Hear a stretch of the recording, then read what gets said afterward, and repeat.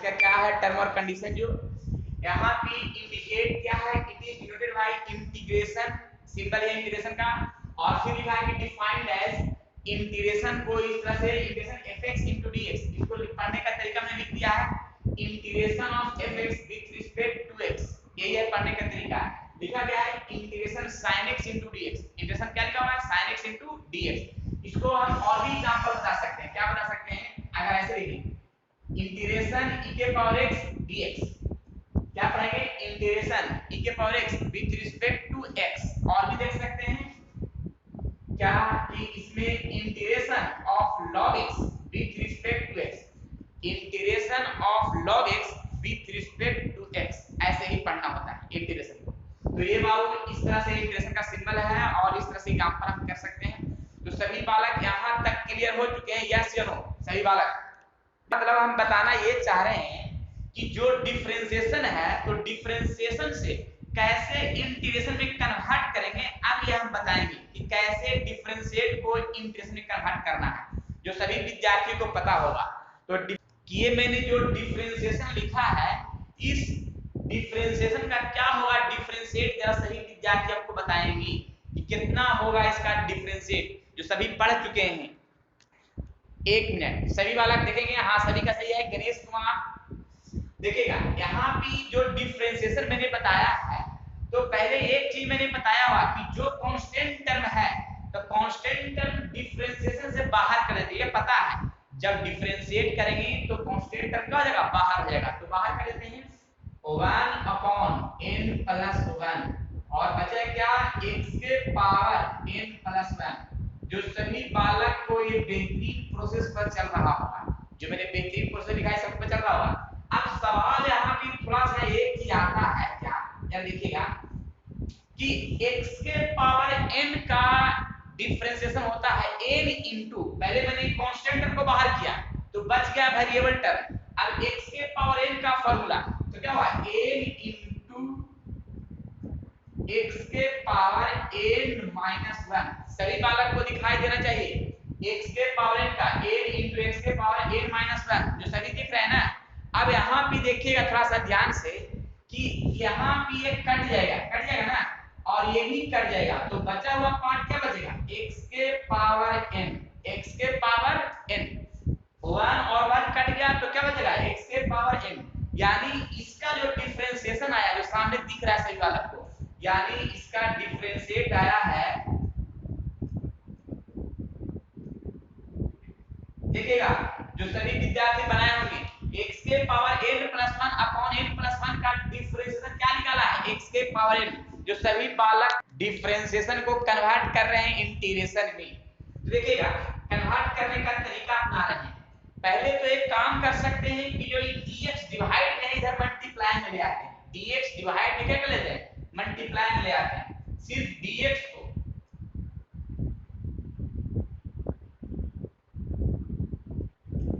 तो x के power n dx, मैंने सिर्फ dx को ये साइड में ले गया। क्लियर, यहां तक तो कोई डाउट नहीं होना चाहिए।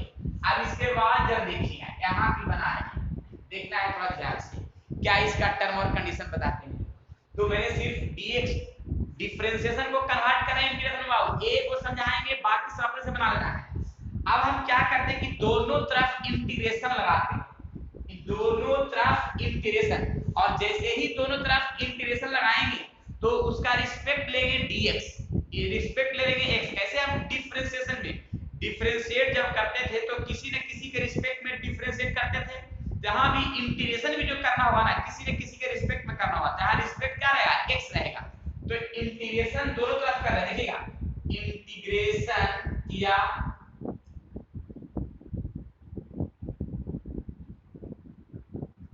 इंटीग्रेशन जब कर रहे हैं बाबू तो साथ में क्या लगेगा dx लगेगा, क्योंकि किसी न किसी के रिस्पेक्ट में होना चाहिए। इंटीग्रेशन किया साथ में dx, दोनों तरफ ना, इधर भी करना होगा।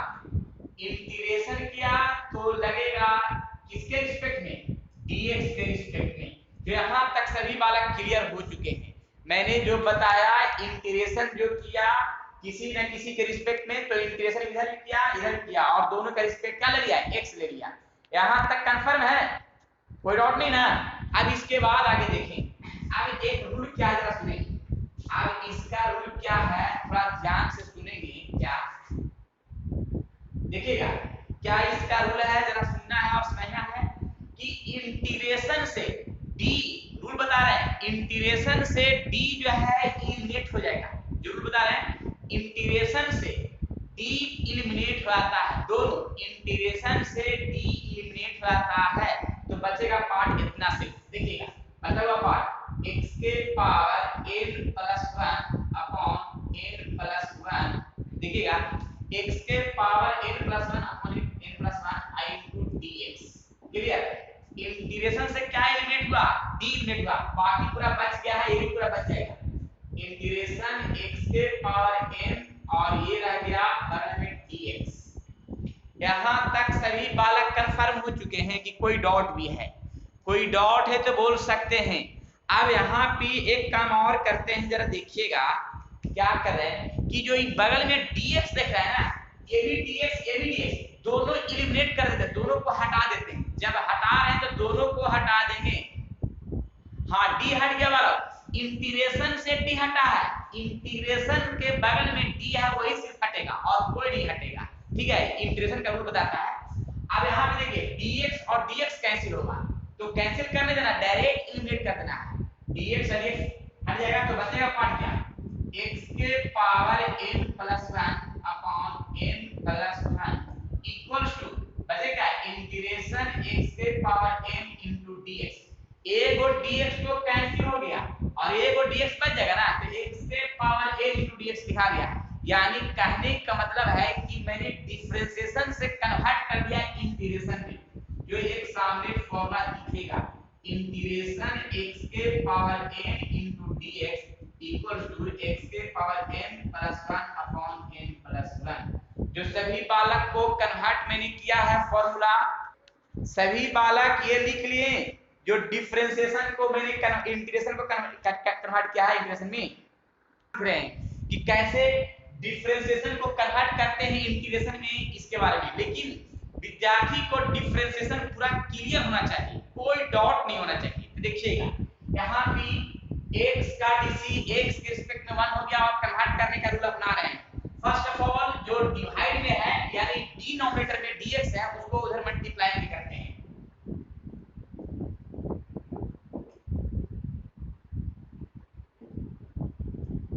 क्या गया है, अब दोनों तरफ आवाज नहीं आ रहा, आवाज जाएगा, ठीक है। दोनों तरफ जो है ना अब इंटीग्रेशन लगाएंगे। मैंने क्या किया, dx को डिवाइड में मल्टीप्लाई कर दिया। अब यहाँ पे दोनों तरफ लगाते हैं इंटीग्रेशन, दोनों तरफ लगा दिया इंटीग्रेशन, तो किसी न किसी रिस्पेक्ट में लगाएंगे। यहाँ पे एक इंटीग्रेशन लगाया x के रिस्पेक्ट में, इसी प्रकार से देखिएगा तो यहाँ भी x के रिस्पेक्ट बना दिया। यानी कहने का तात्पर्य हुआ कि यहाँ पे इंटीग्रेशन लगाया x के यहाँ पे रिस्पेक्ट में, तो इंटीग्रेशन इधर भी dx है, इंटीग्रेशन और dx यहाँ तक कंफर्म हो गया ना।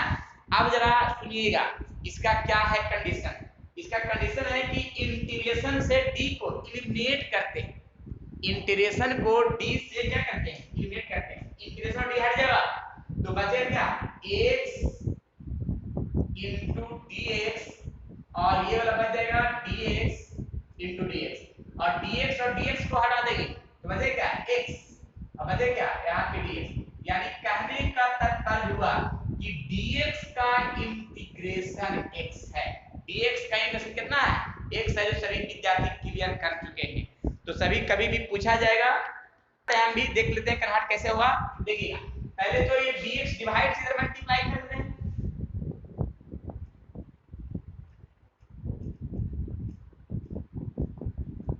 क्लियर। अब दोनों तरफ इंटीग्रेशन लगा दें,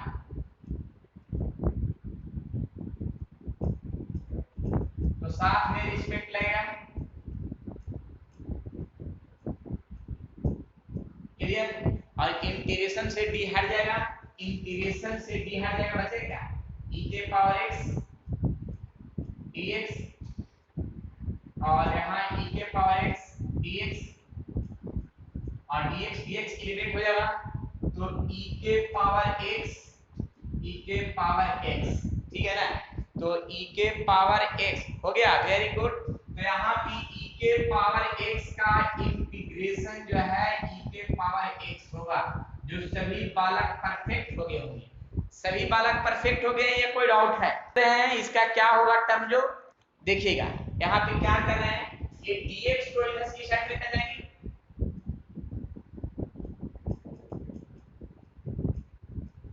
dx इधर कर दिया। अब दोनों तरफ हम लगा देंगे इंटीग्रेशन,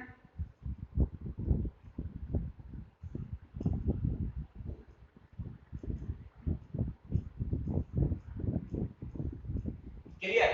अब इसमें हम इंटीग्रेशन से d हट जाएगा तो बचे क्या,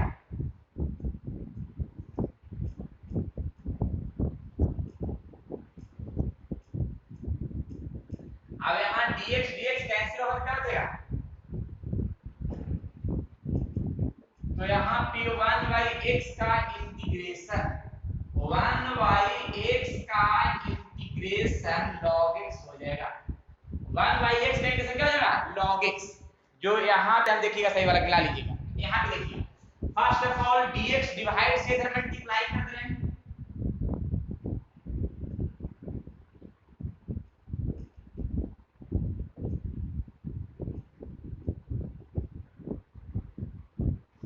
dx को डिवाइड से मल्टीप्लाई कर दिया गया। अब दोनों तरफ लगाते हैं इंटीग्रेशन,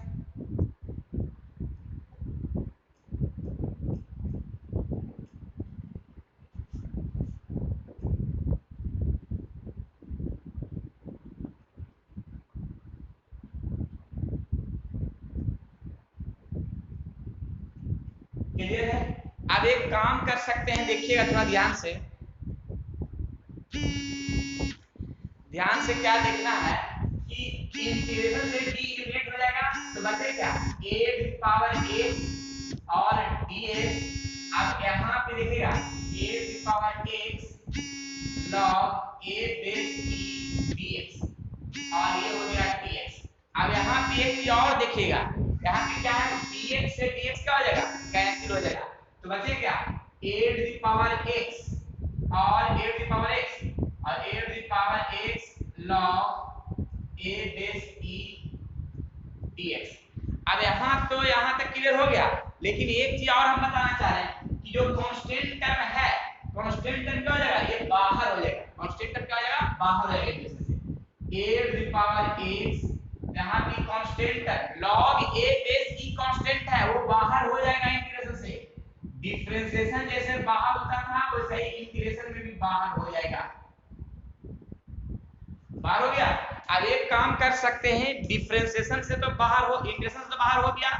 अब यहाँ पे क्या करेंगे, देखिएगा थोड़ा ध्यान से, अब पोजीशन लास्ट है, क्या करेंगे कि मल्टीप्लाई से डिवाइड हो जाएगा, a to the power x log a base e, यानी a के पावर x का इंटीग्रेशन जो है, a to the power x का इंटीग्रेशन देखिएगा, a के पावर x तो a के power x log a base e, जो सभी विद्यार्थी को दिख रहा होगा इंटीग्रेशन, देख लीजिए fresh.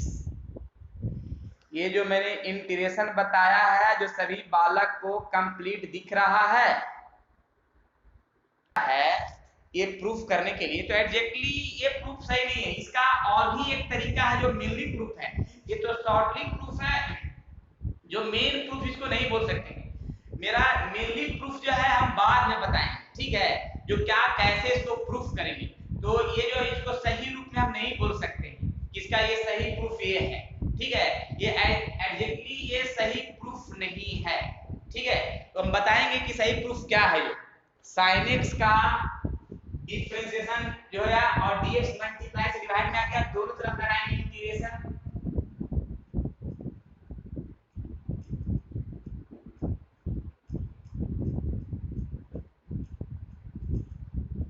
Clear.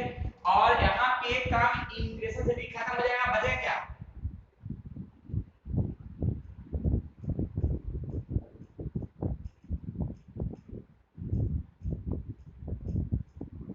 dx dx cancel हो जाएगा। तो एक चीज ध्यान रखिएगा बालक, इंटीग्रेशन sin x हो गया, cos x का इंटीग्रेशन क्या हो गया, sin x हो गया। इसी तरह से और भी ट्रिग्नोमेट्री वाला सभी विद्यार्थी प्रूफ कर सकते हैं, जैसे cos का, वैसा ही tan का, वैसा ही sec का, cosec का, सभी का। क्लियर? विद्यार्थी पूछ रहे हैं कि एनसीईआरटी बुक का क्वेश्चन नहीं है सर, एनसीईआरटी बुक में क्वेश्चन है, ठीक है, बताया जाएगा। ऐसा क्वेश्चन नहीं, ये तो मैंने फॉर्मूला को प्रूफ करने के लिए बताने वाला है, ये थोड़ी होगा एनसीईआरटी बुक में प्रूफ, ठीक है। ये तो अपना मन से बताया जा रहा है। पहले तो इसका साइन इनवर्स का डिफरेंशिएशन क्या होगा ये पहले पता कर लीजिए। तो साइन इनवर्स का डिफरेंशिएशन होता है 1/√1 - x², जो सभी बालक को याद नहीं है, ठीक है ना, याद किया कि अब यहाँ dx डिवाइड से मल्टीप्लाई में है,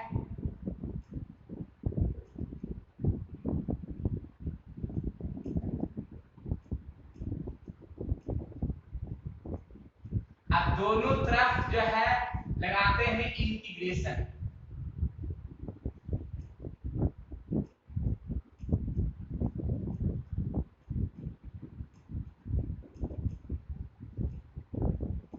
थोड़ा ध्यान से देखिएगा। इंटीग्रेशन से भी खत्म हो जाएगा, क्या बचेगा, sin इनवर्स x dx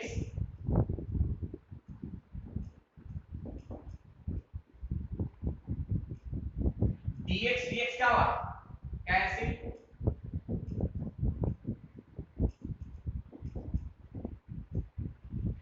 देख रहे हैं। तो ये रहा अबाउट परफेक्टली प्रूफ, थोड़ा ध्यान से, साइड में कट रहा है, एक मिनट देखिएगा। इसका परफेक्टली प्रूफ हो गया √1 - x dx। तो इसका जो है ना फॉर्मूला को याद करने का बेहतरीन तरीका सामने है, फॉर्मूला को याद करने का बेहतरीन तरीका, रूट यहाँ पे लिखा हुआ है इंटीग्रेशन 1/√1 - x² का इंटीग्रेशन साइन इनवर्स x होता है, जो मेरे सामने पूरा डिफरेंशिएशन को कन्वर्ट किया है इंटीग्रेशन में।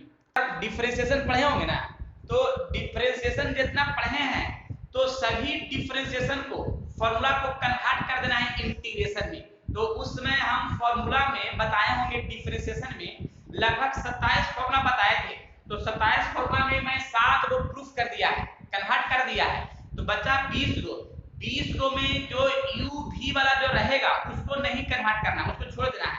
तो 3 को वो वाला है उसको छोड़ देना है, बाकी 17 को सभी विद्यार्थी कन्वर्ट करके लाएंगे अगले क्लास में और दिखाएंगे कि कैसे कन्वर्ट किया है, टोटल में क्या क्या होता है देखिएगा।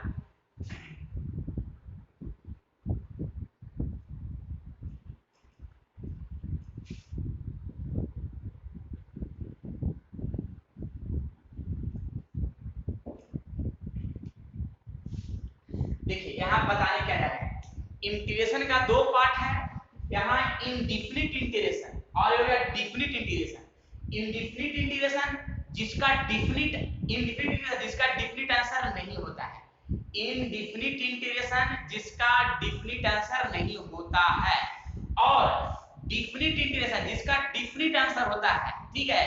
अब डिफिनिट आंसर यानी फिक्स आंसर होता है, फिक्स का मतलब इसका है क्या कि और भी नहीं, लेकिन इनडिफिनिट इंटीग्रेशन में है क्या कि इसका आंसर 2 गो 3 गो 4 गो बहुत हो सकता है, इसीलिए इसको बोलते हैं इनडिफिनिट इंटीग्रेशन। अब पहचानेंगे कैसे कि डिफिनिट है कि इनडिफिनिट है, तो डिफिनिट में है क्या ना, इनडिफिनिट में क्या है कि इसका लिमिट नहीं दिया हुआ रहेगा, लेकिन डिफिनिट में क्या है कि लिमिट दिया हुआ रहेगा, देख रहे हैं ना, लिमिट यहाँ दिया हुआ है, a से b तक लिमिट दिया हुआ है, integration a to b fx into dx, लेकिन इनडिफिनिट में है क्या कि इसका जो है लिमिट नहीं दिया हुआ रहता है। यही 2 टाइप का इंटीग्रेशन में पढ़ना है और इसके बाद पूरा इंटीग्रेशन समाप्त कर देगा, क्लियर।